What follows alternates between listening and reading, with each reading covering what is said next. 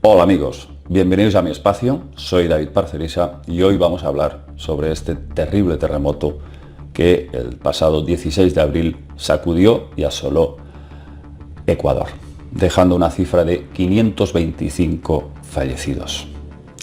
Un total de 1.700 desaparecidos y más de 4.000 heridos. Las cifras son ciertamente espantosas.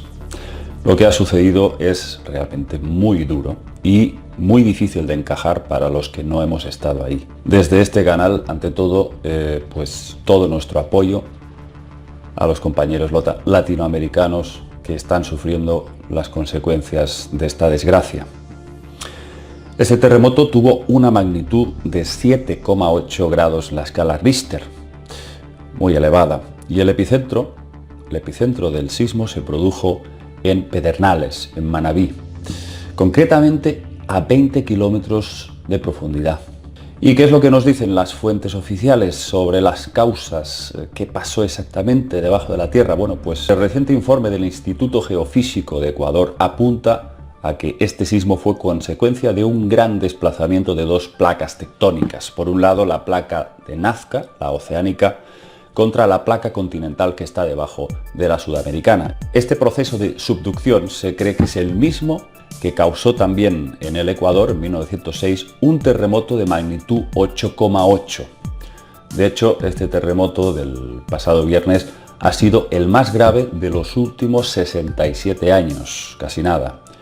Y desde aquí, desde Rimbel 35, nos preguntamos si esto realmente es obra de la naturaleza, es un terremoto natural o es un terremoto provocado, un terremoto artificial.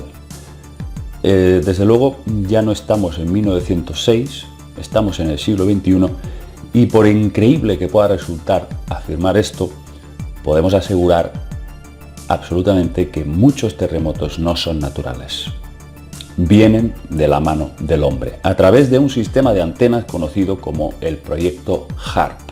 Se ha hablado mucho sobre este proyecto, pero creo que nunca la sociedad en la que seguimos inmersos no acaba de ser consciente de la gravedad de esta situación y del peligro que entraña este proyecto.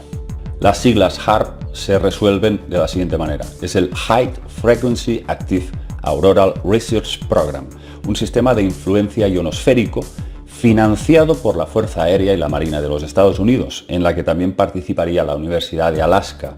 De hecho, el HAARP se encuentra en Gacona, Alaska.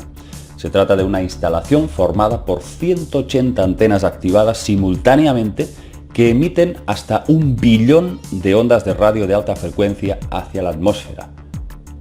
¿Qué es lo que argumentan ellos para, digamos, utilizar este proyecto, este sistema de antenas? Pues ellos dicen que es para realizar experimentos en la ionosfera con ciertas aplicaciones militares de defensa. Es decir, con estas ondas podrían destruir incluso misiles a larga distancia, alterar la intensidad del cinturón de Van Allen, etcétera, etcétera. Básicamente, HAARP es un calentador ionosférico capaz de alterar el clima. Cuidado con eso también. Es toda un arma geofísica.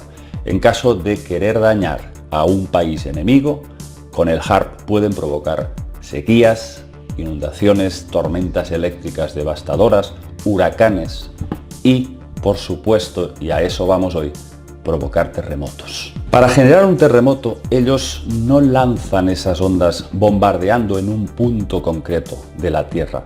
Lo que suelen hacer es focalizar esas ondas hacia la atmósfera.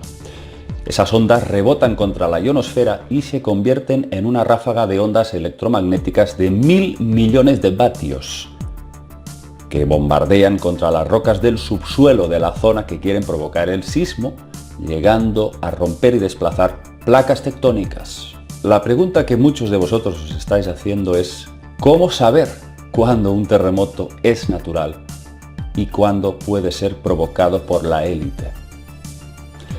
Bueno, pues hay varias formas y una de ellas es por la profundidad, es decir, lo que los centros sismográficos registran para saber dónde se ha producido el epicentro de ese terremoto. Fijaos, os voy a poner un ejemplo, a ver si esto os parece casualidad o no. Yo creo que las probabilidades de que sea casual son casi inexistentes. En Venezuela, el 8 de enero de 2010, se produjo un terremoto con una profundidad de 10 kilómetros. En Honduras, el 11 de enero de 2010, otro terremoto con profundidad de 10 kilómetros. En Haití, el 12 de enero de 2010, otra vez, profundidad 10 kilómetros. Y el resto de las réplicas que hubo posteriormente a estos sismos tenían efectivamente profundidades de 10 kilómetros. En este caso, del terremoto del 16 de abril, en Ecuador, el epicentro, como hemos dicho antes, estaba a 20 kilómetros.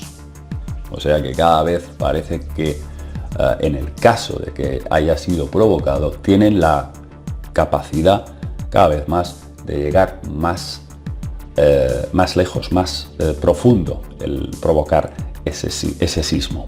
Existen rumores, como muchos de vosotros, los más avezados dentro de las conspiraciones, de que en el terremoto de Japón actuó HAARP y que ciertos líderes políticos japoneses, al no haber aceptado ciertas negociaciones con Estados Unidos, se les amenazó con lo que la élite llama nuestra máquina de terremotos. Yo no digo que haya pasado esto en Ecuador, pero bueno, fijaos en un detalle. En Estados Unidos tienen un nivel de peligrosidad de lo más elevado del planeta para sufrir terremotos. Ahí está la gran falla de San Andrés, que recorre por unos 1.300 kilómetros bajo el estado de California. Es una falla que los geofísicos llaman la falla transformante. ¿Qué es una falla transformante? Pues bueno, es algo que lógicamente, estadísticamente hablando, tiene que dar, por supuesto, muchísimos más sismos de los que actualmente se están produciendo. Es decir, deberían de darse mucho más a menudo una serie de sismos muy graves. En los últimos años, los terremotos vinculados a la falla de San Andrés han oscilado entre 5 y máximo 7 grados de la escala Richter, pero raramente con víctimas, exceptuando el terremoto de abril del 2010, que hubo 4 muertos. Pero claro, 4 muertos, pero ¿qué es eso comparado con lo que ha pasado en Ecuador? 525 fallecidos. Terrible. Claro, muchos diréis, bueno, ¿qué está intentando decirnos David? Que en Estados Unidos están como de alguna forma salvaguardados. Y muchos también diréis, ¿y qué hay entonces del tsunami de Nueva Orleans? Y yo os digo, sí, fue Nueva Orleans, pero no fue Nueva York. Ahí lo dejo, para quien quiera entenderlo o pueda entenderlo. Yo lo dejo para que reflexionéis. Os he dado unos datos, os he dado una información. No las tengo todas de que esto haya sido un terremoto natural. Tampoco estoy afirmando que haya sido provocado, pero estoy viendo ciertos detalles que no me acaban de encajar y de que haya una serie de países que precisamente no interesan a la élite. Ahí lo dejo, amigos, ahí lo dejo. Desde aquí, desde Rimbel 35, muchos ánimos y todo nuestro apoyo para todas las víctimas y todos los afectados por este terrible desastre, y que desde luego pues nosotros os enviamos mucha luz y mucha esperanza para que sigáis adelante. Y nada, no puedo decir nada más, simplemente que lo siento mucho lo que ha ocurrido, y desde aquí os enviamos un abrazo. Nos vemos en el siguiente videoprograma.